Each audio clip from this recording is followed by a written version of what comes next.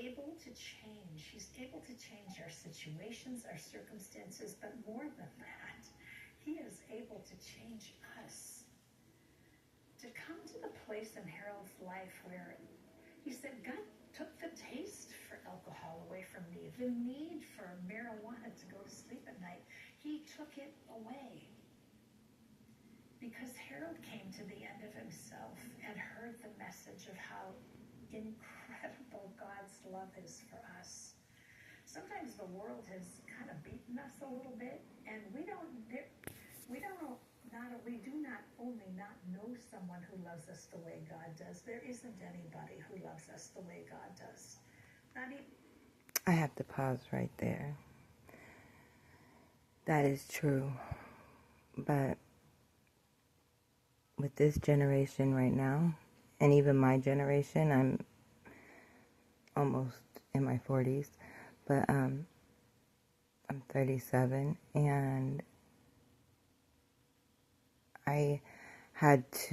it took me a very long time. I never didn't believe in God or anything, but I never had a relationship with him, except once when I was in jail and stuck in the hole because I got in a fight over a candy bar. So stupid. But anyways,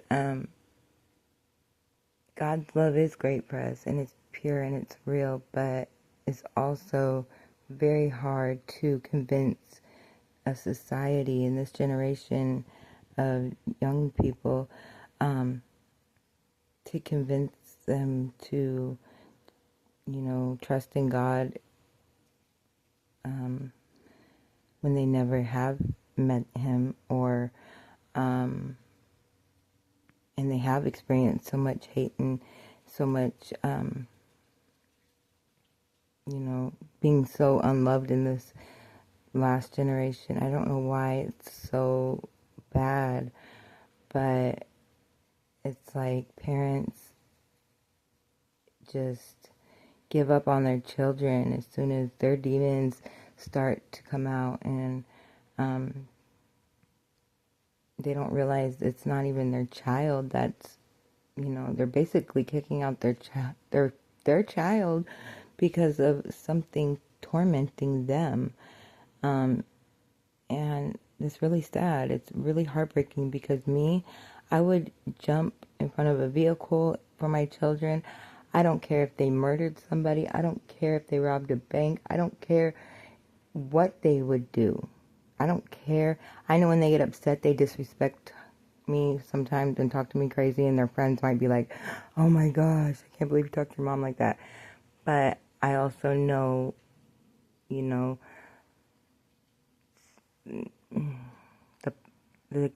where some of their frustrations come from, because a lot of times when kids are throwing a fit or getting upset, it's not always really the situation at hand. And I know this because my kids have literally thrown tantrums over something like they can't find socks before school and they're going to be late. And they'll throw a big tantrum and blame it on me, and then I find them socks, and then they're still mad at me. It's always your fault. You're always making us late, and da-da-da. And I know they just have built up anger towards me because of my current struggle with addictions. And me, the person who believes in God, and I rock God's name everywhere I go. I don't shove it down nobody's throat, though, and that's another thing. People need to stop shoving God down this generation's throat, because, I think it's better that people just guide people to God by example, and God has no problem showing off his miracles in front of a crowd of this generation or people that don't believe. He has no problem showing it off. It didn't take that for me to believe in him, but it did take me to get to a point where I need a miracle, because like I said, my kids are my everything. I would do anything for them. it makes me so sad and upset at myself when I hear people's testimonies say, oh, well, this happened and that's all it took for me to get off my last straw. I went through all the withdrawals and da-da-da. And I've done that before too. I've gone through the withdrawals. I've gone to rehabs. I've gone to all that. They work maybe temporarily, but it never was that full fix, obviously. And now I'm stuck in a situation where I find out 12 years later, after having 2 children with a narcissist psychopath, potentially a warlock. I don't know how spiritual he goes, but I am not with him no more, but I am still living under the same household as him because we have 2 children and we didn't want to take them out of school and separate them. And I resented my mom so much for not letting me be or see my dad growing up. She said that my dad didn't want to be in my life, but he did. He was always trying to contact me, always reaching out to me. He maybe didn't pay child support, but he financially was struggling with addictions and stuff of his own. And I don't blame him. I mean, my mom took us away from him. He didn't move out of the state that we were living in.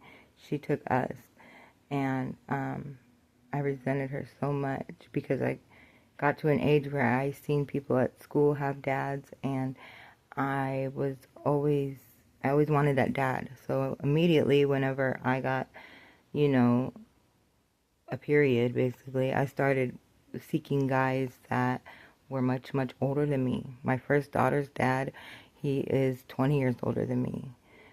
He's still my good friend. We're not together. We separated on good terms, but and he would always be there for me if I need him. I'm sure I just try not to interfere with him in his current relationship. I don't want to interfere with that. And so he would be my last resort possibly if I needed any help. But it's just sad to me how people just push away their family because they think that they're drug addicts or something and they need to push them out of their lives, or they're too much drama and push them out of their lives. If my kids have any demons or fighting any demons inside, which they have, I'm going to fight all the way till the death of that demon with my child. I don't care if it has nothing to do with me. I'm going to fight for my child and with my child. I will go to war for my child. And I believe that's how God's love is for us a lot, is we have free will, and He gives us free will to make choices in life. So we choose sin at times, and get ourselves in these big freaking rat nests, and we can't get ourselves out of without God. And God He'll help us get through it. And I feel like, God, where are you right now? Like I'm begging, but at the same time, I'm still using. It's like, why am I still picking it up every day when I know the last few mornings especially, I felt like I didn't need it. And I don't know why I continued to pick it up every morning. It also doesn't help that my kid's dad, who I live with, is a dealer, and he has all that stuff, and he leaves it out basically on my nightstand for me to get it right away when I wake up.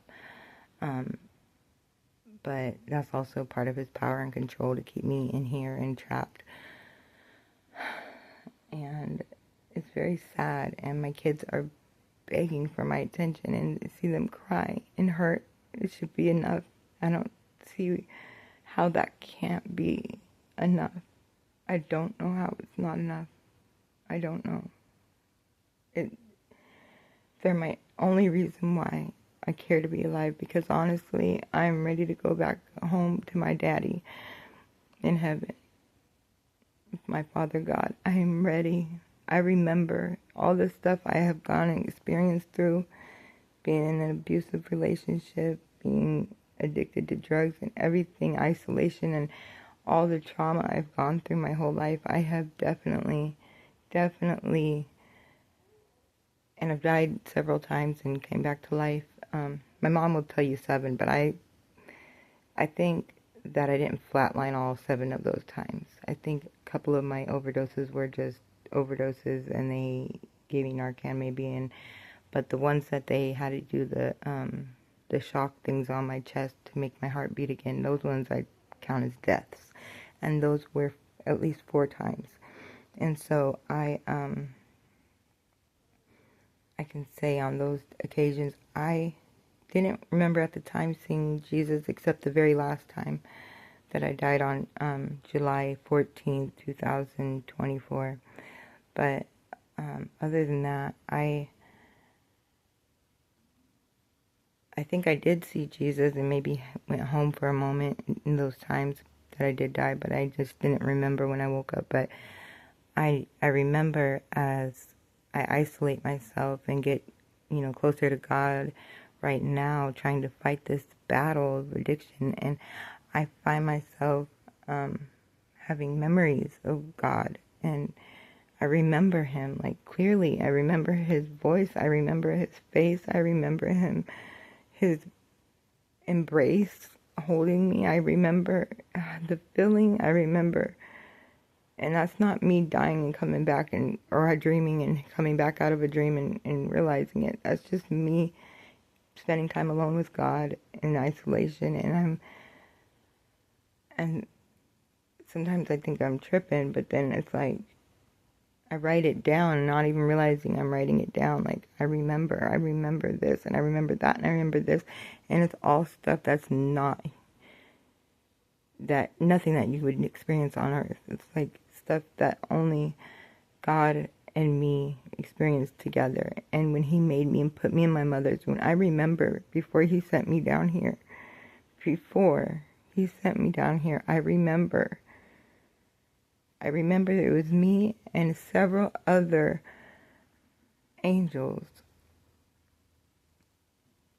and there was missions He was sending us down here to complete, and everybody was scared, and nobody wanted to volunteer to do the one that I was so eager to volunteer to do, the one I'm doing, the one I'm living through.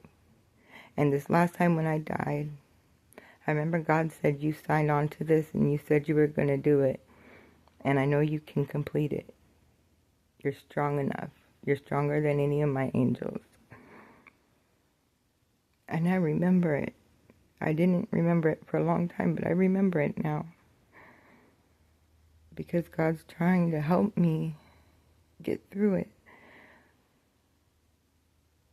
He's trying to help guide me out of this. But also another thing, part of my mission was I was born into a family filled with witchcraft and Masons, and I didn't know this. I was told it as a kid, but I didn't see my aunts and stuff wearing pointy hats and having magic balls or nothing, so I didn't think anything massive of it.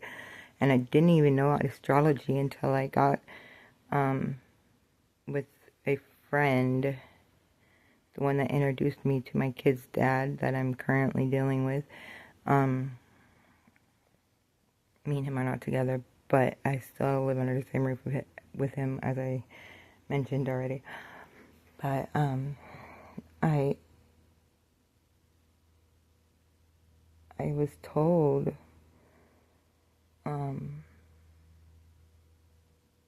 or I'm sorry, excuse me, I was thinking of something else for a split second, but the girl that introduced me to my kid's dad right now, she's the one who introduced me to astrology when I was about 20 years old, 21 years old or something. But I wasn't into any of that. I didn't know anything about that. I might have heard about, like the Chinese horoscopes at Chinese restaurants, but I didn't ever have interest in that or anything until this girl that introduced me to my kid's dad now. She was a lesbian, but I didn't think anything of it. I thought she was my real friend. But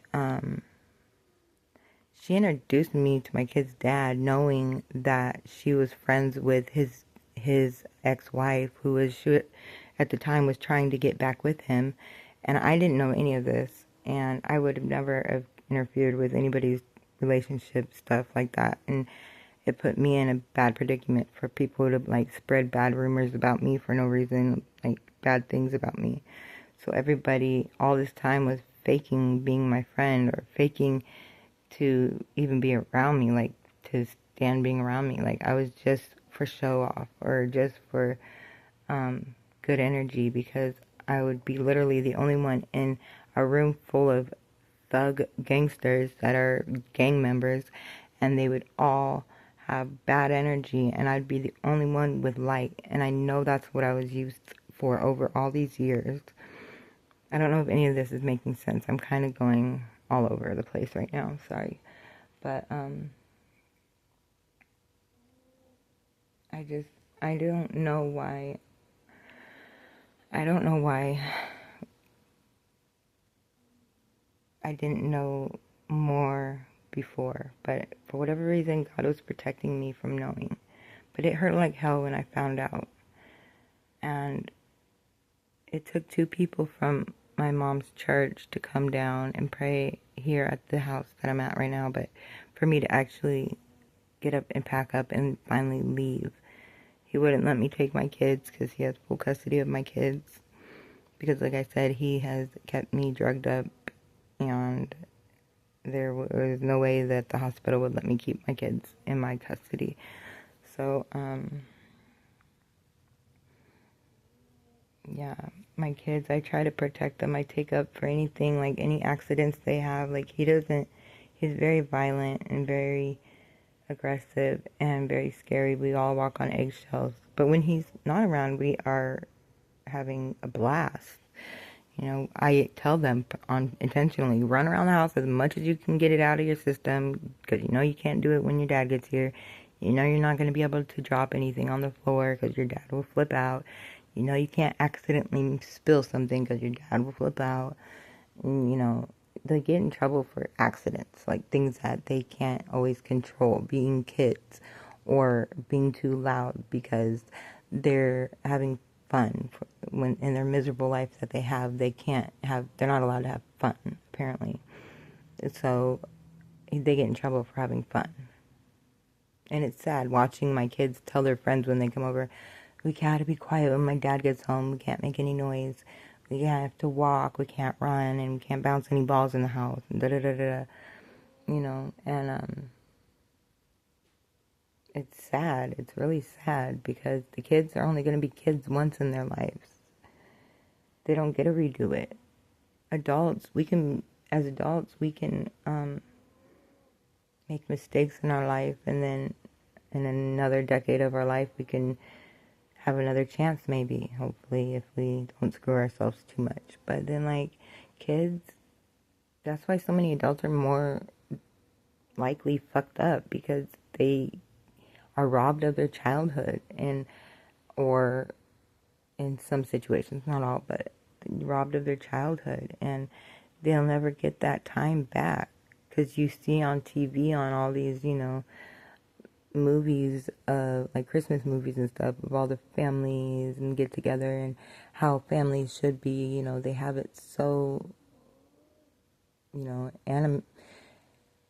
or what's the word I'm looking for? Basically, they have it all fake on TV, basically, on movies and stuff. But it's not always fake. I mean, it could be like that, and it should be like that, but not everybody is like that. But if we could all stick together as family, like love your neighbors, you know, like they say. And that's another thing. How can people be told that? Like, honestly, people that told me that kind of stuff before I wanted a relationship with God, I didn't want a relationship even more so with God because of that stuff. Because I'm like, first of all, I can barely love myself. How am I supposed to love my neighbor? And I didn't understand, and I thought that meant physical neighbors, or how to forgive. And I've been through hell and back with my kid's dad, and I forgive him. I'm never gonna forget all the trauma but you know what? I'm going to turn it into something that will help somebody else. I've already got business plans already. I don't know how to start it, but I have business plans to start nonprofit organizations I want to start, and I've already been building on. And I'm stuck. I don't have nobody, because I also had everybody that was my friend that I had in my life, he pushed away. And I don't blame them for not wanting to stick around and be involved. They're like, you either need to leave him or, and I didn't want to be that single mom, so I never left. I always stayed, because he mostly, for the most part, just put hands on me. He didn't really put hands on the kids. He would only threaten to put hands on them usually. And so I didn't think of it as a big deal.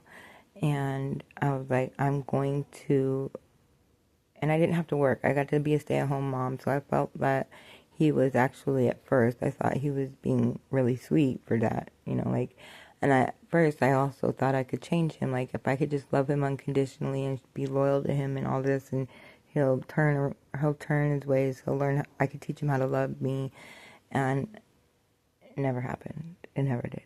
And it's not ever going to happen, because he's a psychopath and narcissist. But it took me over a decade to figure that out.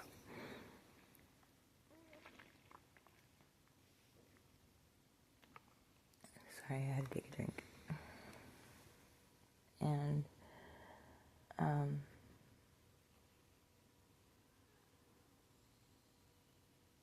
I can't call any organizations to try to help me, because all they're going to do is tell me to go to rehab. I refuse to let that be the end of my testimony. My daughter, my 10-year-old, my last baby, my youngest, I got to raise her at first by myself, because I did come out clean, and I was living in Oak Harbor with my sister. For a moment, I worked, and I raised my daughter until she was about 2, and then I came back down to Seattle with her dad and her brother. And so my daughter initially got to feel, and she still does get to feel my love, but she also feels neglected a lot, because I isolate so much, and it's not just because of drugs, it's because I am finding myself, and I'm spending time alone with God, and I'm just trying to figure out what to do.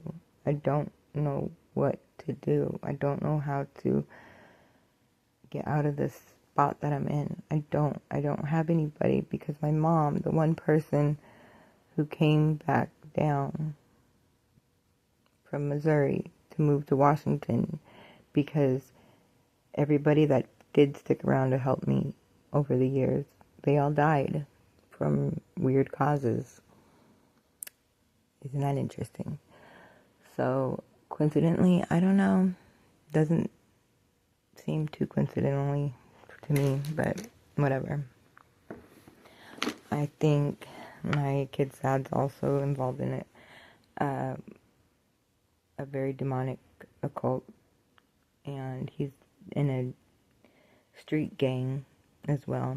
And he's definitely told me that if I ever done anything, that he would kill all my family members. And I've seen him do things to people, and people have come up missing, and that he's known that crossed him. And I don't want that to happen, and I believe him when he tells me that. So I don't want anything like that to happen. And so, anyways, the ones that have helped me, they've all came up, not missing, but they all came up dead over like heart attacks or overdoses or asthma attacks. And so my only friends that I truly had in my corner, they all left. And then my mom comes to move out here to be my backbone. She stayed with us until she got an apartment. And she got an apartment so I can go stay with her. Because when he was mad, he would always say, get a 2-bedroom so she can get the fuck out of my life. But he never meant that. Because when I did actually leave him, he hurried up and switched everything up. Like, he wanted to be with me so badly. He was sorry, he loved me, but that only lasted like 2 months. And then it went back to being abusive again, but not as physical abuse as much as it was before, but he still gets physical sometimes, but not near as bad as it was. Because I don't let him have that much authority over me anymore. I don't even sleep in the same room as him. I sleep in my own room, and I have my own space. I don't share anything with him, and that's, other than the kids I share with him. That's the only thing. And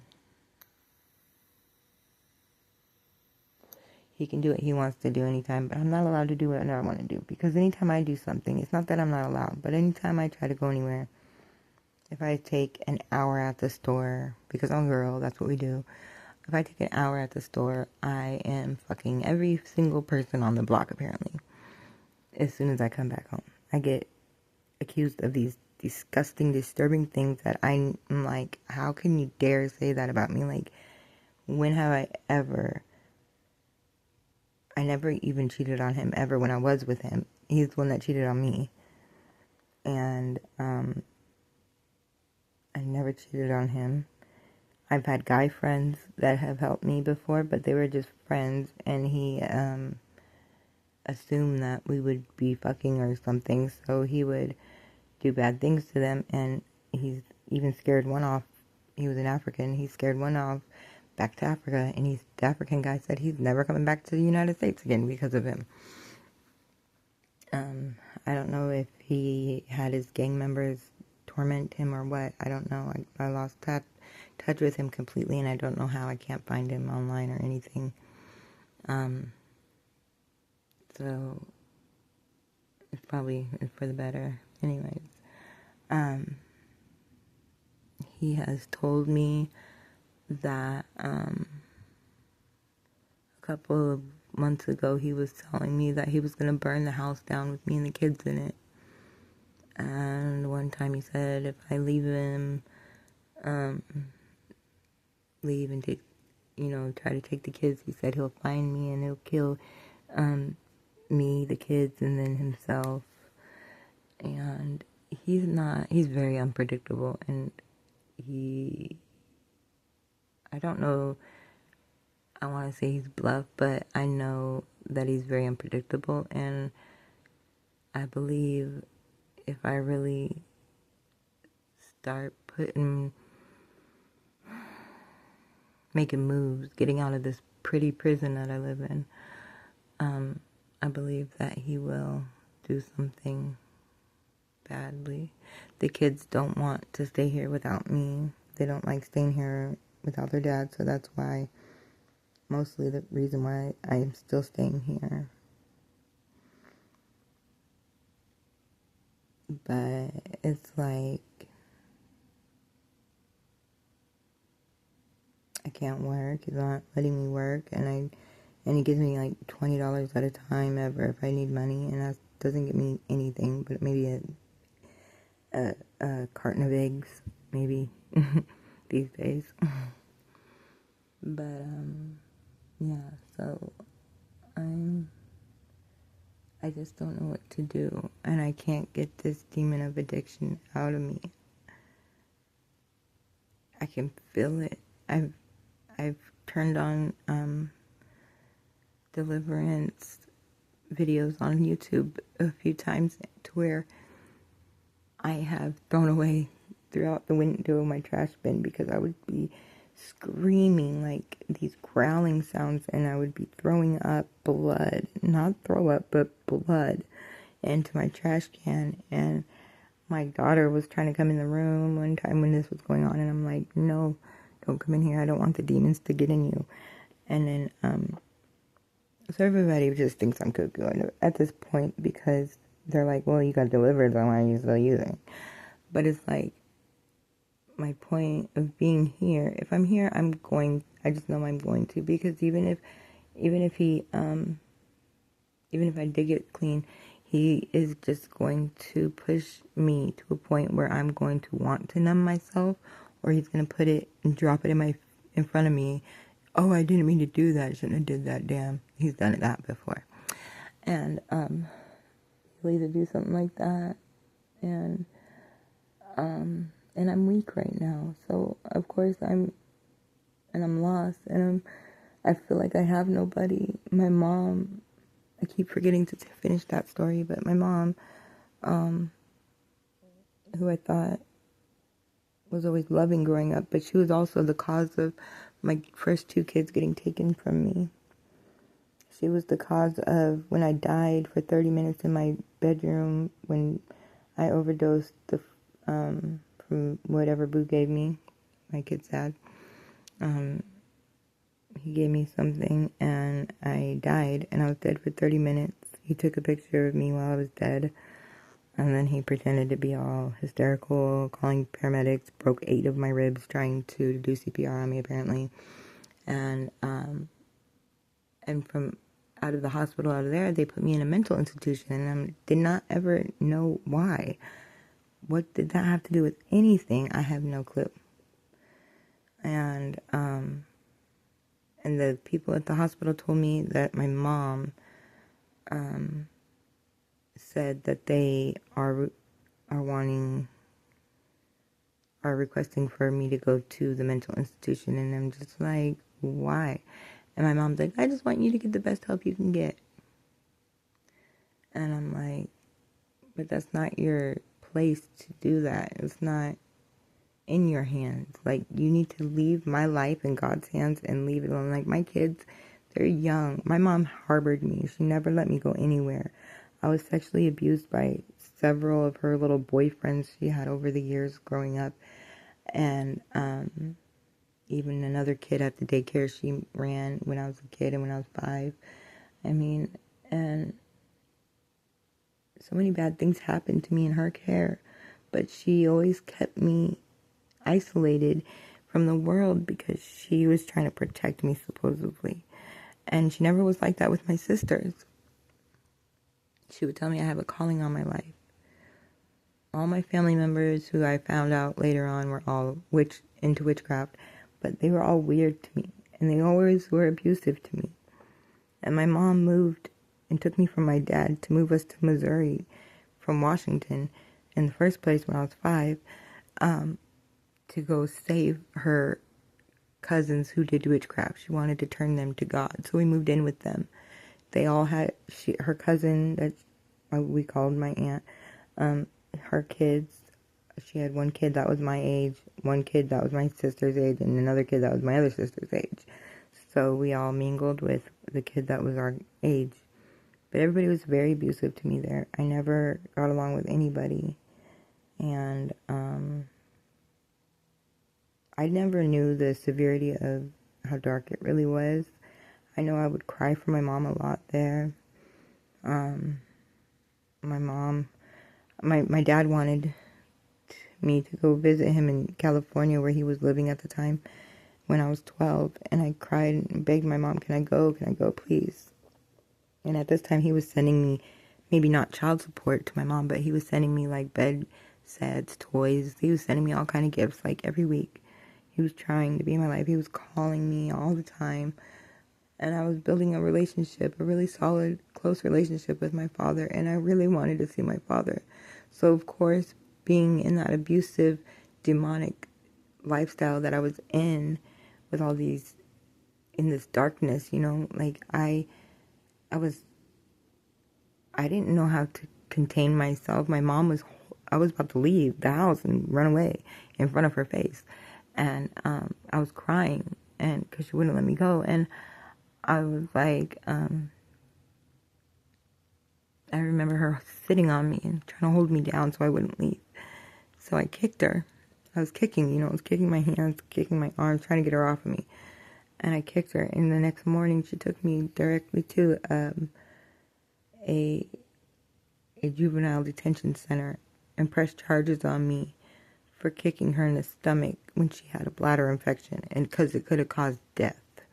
So I was in juvie for a month at 12 years old. We couldn't even watch PG-13 movies on Friday. All the other inmates were mad at me because I was 12. And I had just turned 12. So, there was no PG-13 movies ever while I was there. And then from there, I went to a group home for like a year. And then from there, I went to a mental institution for a year. And then it's just, I don't even remember all the mental institutions my mom kept trying to put me in. She kept trying to say I had mental issues, but I had so much witchcraft put on me, I believe. And from all these people she was trying to save, she never did save. Like my aunt's husband, right before we got there, just my cousins told me they were all at the dinner table eating dinner, and then he just fell on his plate, like died. He croaked right there at the table. He just croaked. And like recently, the girl that my kid's dad cheated on me with during our relationship, her boyfriend, who was his friend, he hung himself out of nowhere. Like, and this is supposed to be a gangster, okay? Like a gang member guy, like cool, too cool for his shit, type of guy. And he supposedly just out of nowhere hung himself when it was just him and his son at the home. And what I believe is she was trying to get rid of him. And since during that time I had died several times from like overdoses and such, whatever, I believe and he's been trying to poison me. I've gotten tests from the doctors. I've gotten things tested through poison control. Here goes the police going over our house right now with a helicopter. They like to check on me.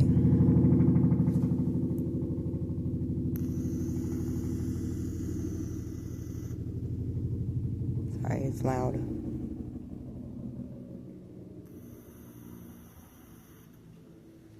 But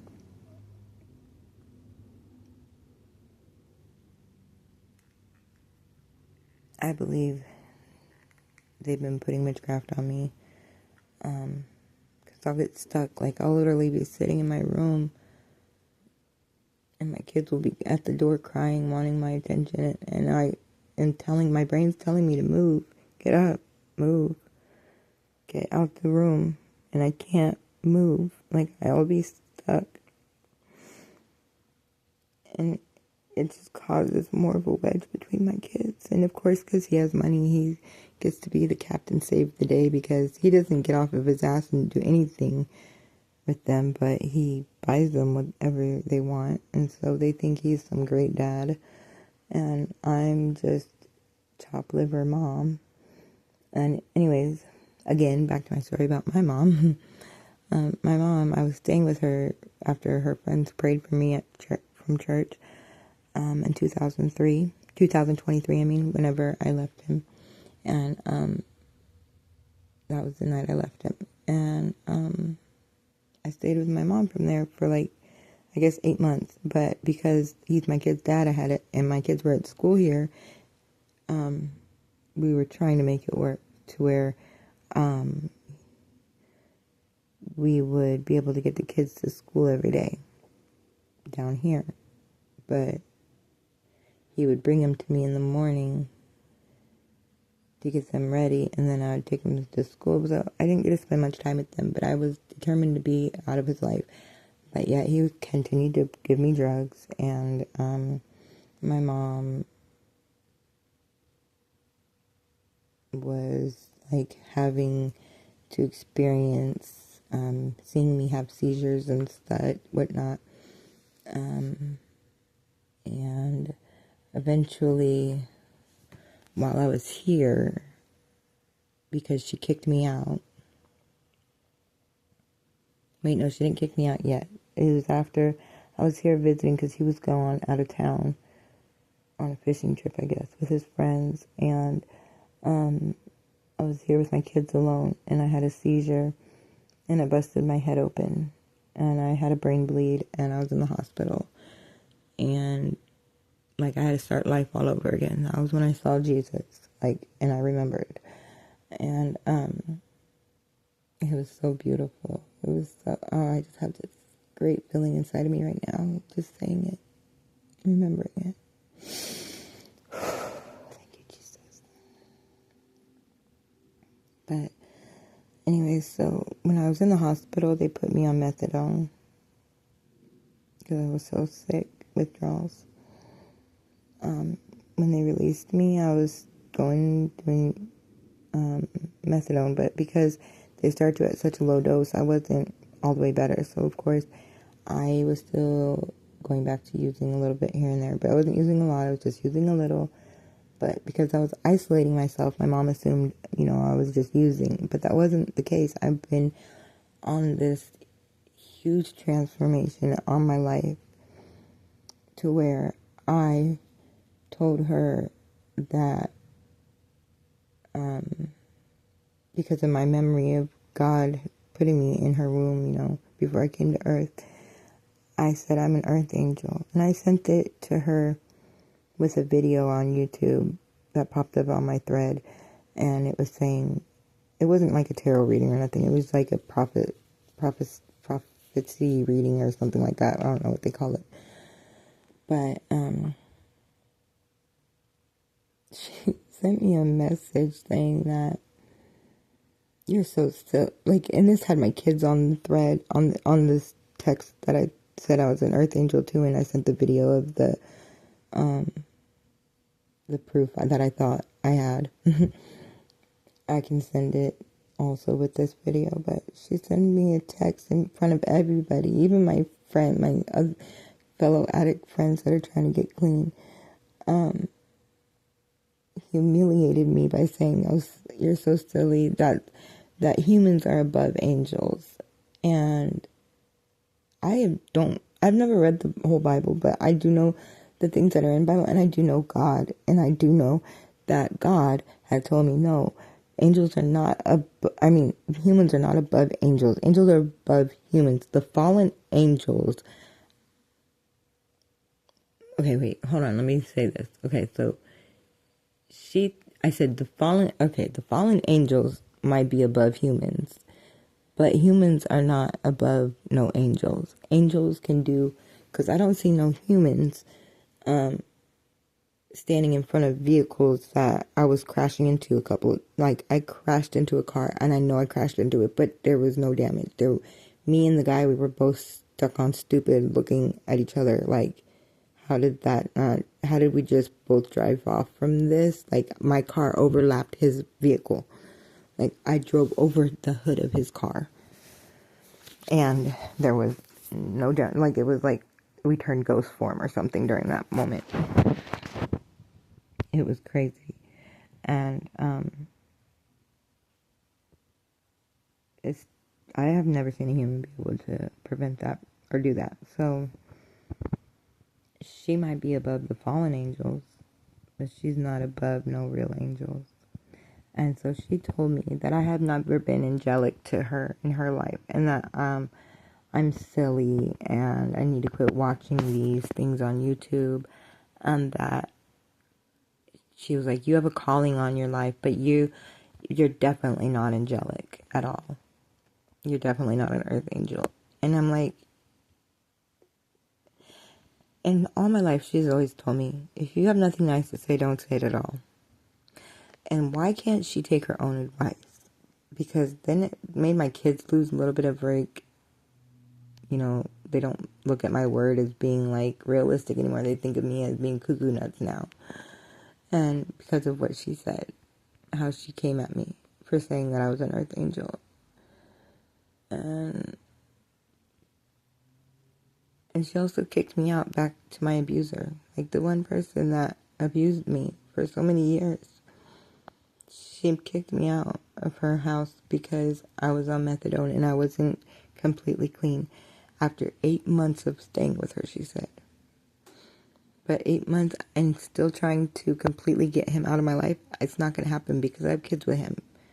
I have to build strength up and, replace whatever was activating my dopamines before. I need to, replace it with something. I know in jail before, when I was withdrawing, and I got sentenced to 180 days, it was 6 months, and so I was, sentenced the most out of all the girls there at the time. And so the next day they called me to be a trustee, which that's somebody that can clean at the jail and basically makes your time go by faster. And you get more privileges, you get less walk down, And so I got called to do that, and it was like crazy because I was only there for like less than a week, but I was so miserable in my withdrawals. And that very night that they called me to be a trustee, I was scrubbing scuff marks off the floor every night, which they did on purpose because they wanted us to have a job.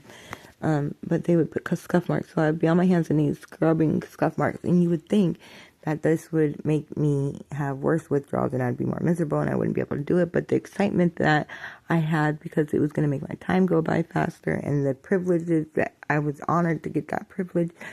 I was so privileged to honored. Yeah, I can't speak right now. You know what I mean. I was honored. And I was just so excited to have. I've never been a trustee before. Anytime I've been to jail, I never was in jail long enough, I guess, except when I was 12. But it was just really cool to me that I was going to get my time to go by faster and more privileges, and I wasn't going to be stuck in the cell that I was in, miserable, and I was active, and I was able to move. And like any other time you try to get somebody on withdrawing to get up and move, they can't because they're so miserably in pain, and that's what I'm so afraid of. And I know God is not gonna make me suffer, especially these last few mornings. I've been feeling like I don't need to use, but it's right there, and I keep doing it by habit, and I can't leave my kids.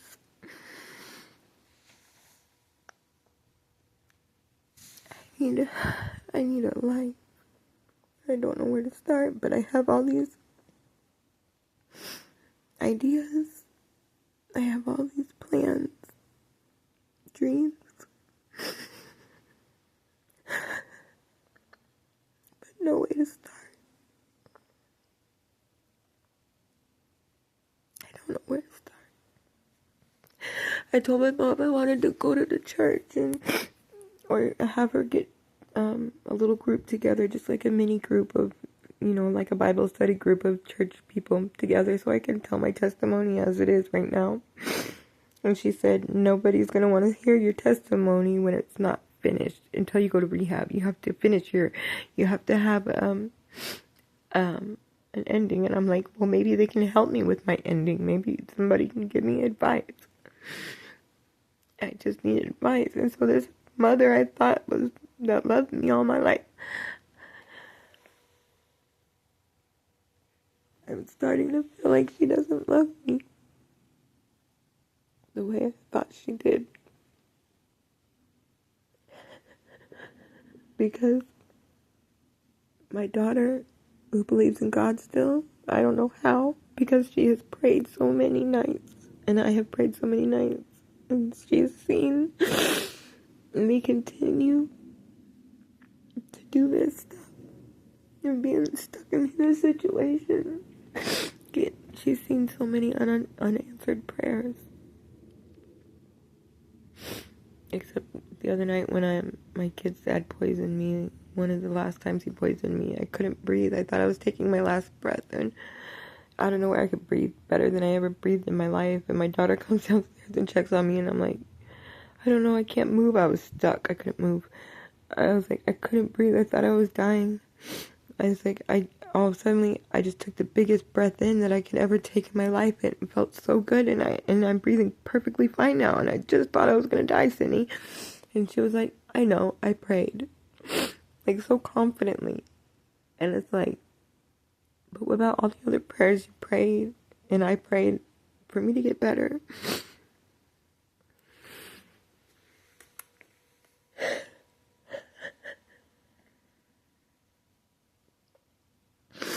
And I couldn't get better.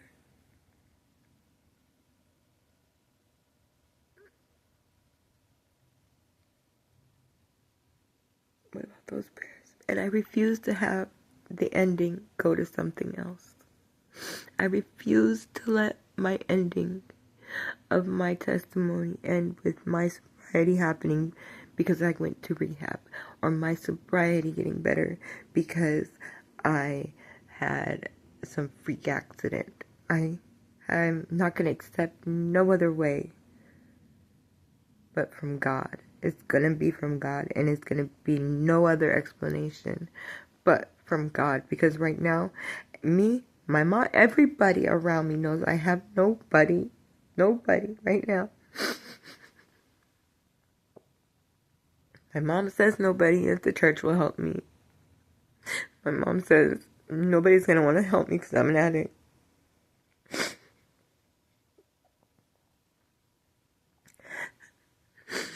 I have no money saved up, no income, no nothing.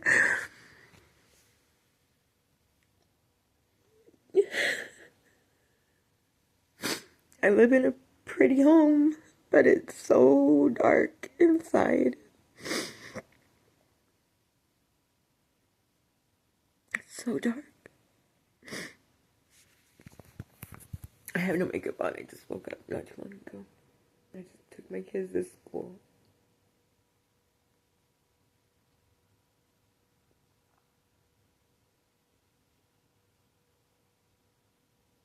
It's so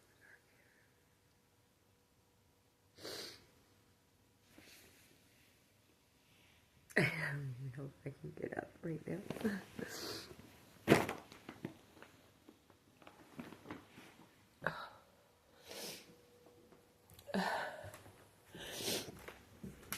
I'll be right back, honey. It's my dog. So, it's a mess, but we live in a pretty home. This is the white living room. It's my the only place I really got to design.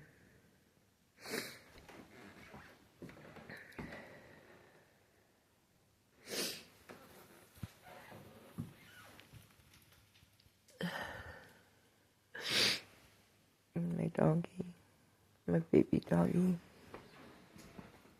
She protects me so much. I have no makeup on now. And this is my pretty prison. This is my guest room. It's a mess right now. Or it's the guest room.